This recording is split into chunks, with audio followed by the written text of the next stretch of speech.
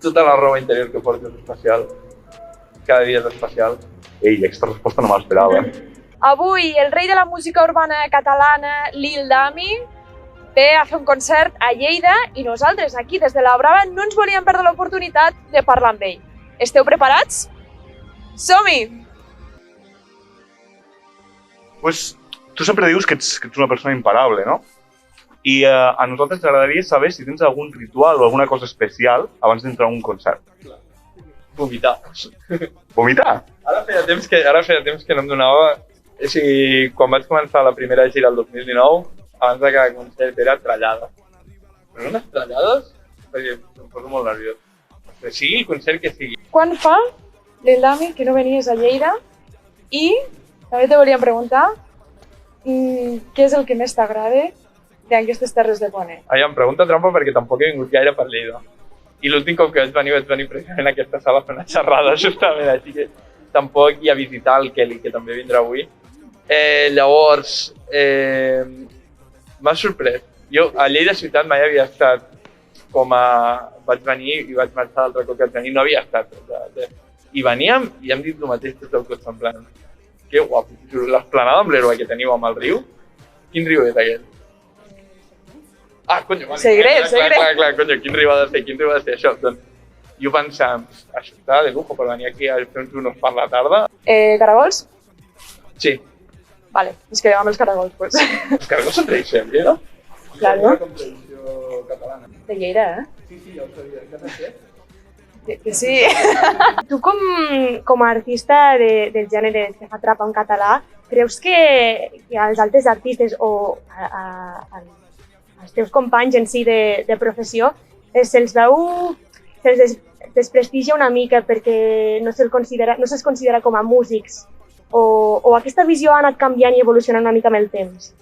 Aviam, jo m'ho he trobat perquè també vam ser com dels primers d'aquesta nova onada dels que vam sortir a les notícies, que vam anar a grans festivals i tal, i jo veia que, joder, amb companys de gremi, no parlo del rap, sinó d'altres gèneres que ens trobàvem als escenaris com cert, el rapero, ja viene el rapero, ja viene no sé què. Al final, jo crec que la música es tracta de comunicar, jo crec que la música és això, fer arribar, crear un sentiment, comunicar.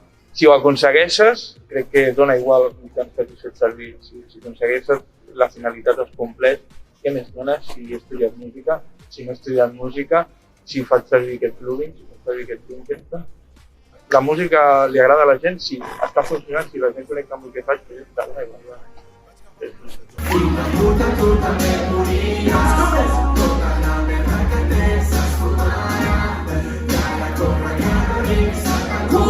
Tens una cançó, la de 2080, que diu Lil Dami va deixar de fer concerts el 2028.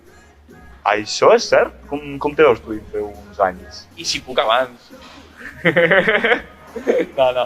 Hòstia, se m'haurien de posar molt bé les coses per poder deixar de fer bolos el 2028. Però que està clar que com tota la vida, totes les coses tenen un final i que hi haurà un dia que Lil Dami deixarà d'existir com a tal, és algo que soc plenament conscient.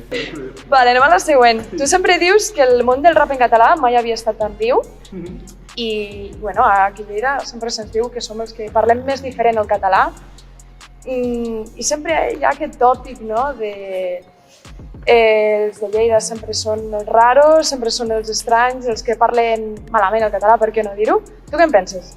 No sé què és ser normal.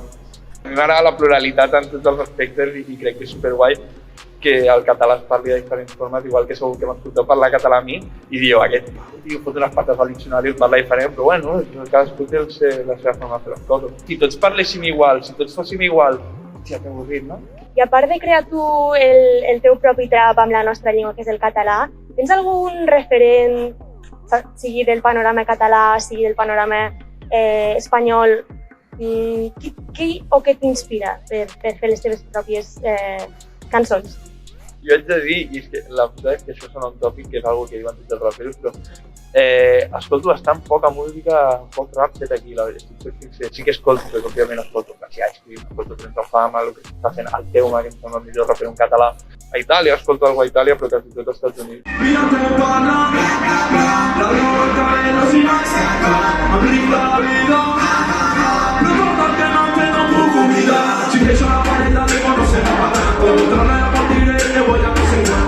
Ara mateix tens l'oportunitat de fer concerts i és el que deia. Com valores tu aquesta oportunitat que encara en temps de Covid puguis fer concerts, encara que sigui una miqueta més especial? Hòstia, no crec que sigui... Crec que és una oportunitat que ens hem hagut de buscar nosaltres com a grup, amb la nostra agència, perquè crec que si hagués de ser pel govern, jo crec que estaríem tranquil·lets de casa.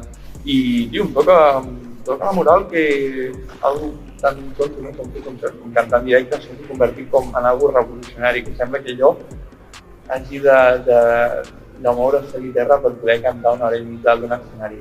Però, per altra banda, feliç, perquè és el que em fa feliç, tio, cantar. I al final, quan tu creus cegament en el que estàs fent, em dona igual que vingui que tirarà endavant. Quina opinió tens sobre els artistes joves que estan començant a llaurar un futur? Què en penses dels que estan pujant? Jo no haig de tenir cap opinió. O sigui, és que a mi l'únic que em fa feliç és veure que cada cop està sortint més gent cantant en català, parlant del rap, i que veig que cada cop veig xavals de 16-17 anys que estem triant l'opció de cantar rap en català quan ho podríem fer en castellà, que és com el que havia sigut normatiu fins ara. Joder, em sento que potser he ajudat a plantar una llavor de dir, tio, es pot fer rap en català i portar-ho a grans festivals i presentar-ho i que soni a la ràdio i tal. Llavors, jo no haig de tenir cap opinió. Si a mi que hi hagi cada cop més gent és molt millor, és increïble. Et formes part, no?, potser dels germans d'aquests nens, no?, que estan començant, nens i nenes. Bueno, jo sempre, de fet, m'ho van preguntar abans d'ahir en una entrevista, que és el concepte de middle child. Crec que estic com entre amics de la gent que ha crescut ja amb tot aquest auge que hi ha hagut els últims anys i germà petit dels que van haver de picar pedra fa 15 anys. Tens alguna cançó o algun disc que tu dius, ai, això em fa una mica vergonya dir-ho, que ho escolto, però quan arribo a casa i estic sol, és que peto els altaveus i em deixo els pulmons cantant. Que diria que em faria cosa, sí que potser pel passat que té Justin Bieber. Però és un artista increïble. Justin Bieber, la música d'ara o la música del passat? D'ara. Però el que està traient últimament és en plan, és que no pots, o sigui, és de lo millor. I jo encara escolto el Baby avui en dia, em sembla un tema. M'agradaria saber si, com la gent porta a cap d'any un roba interior de color vermella, si tu tens alguna roba interior especial per als concerts. Tota la roba interior que porto és especial. Cada dia és especial. Ei, aquesta resposta no me l'esperava. M'ha deixat en blanc, ara no sé com contestar. M'ha intentat, tio. Pues... Nosaltres sempre al final del podcast recordem que es poden subscriure gratuïtament amb Amazon Prime si tenen el compte actiu, i l'Ivan sempre em diu pesada, però avui m'agradaria que ho diguessis tu, que se subscriguin, sisplau, al Twitch de Planeta Jove, i així l'Ivan no crec que et digui pesat a tu avui.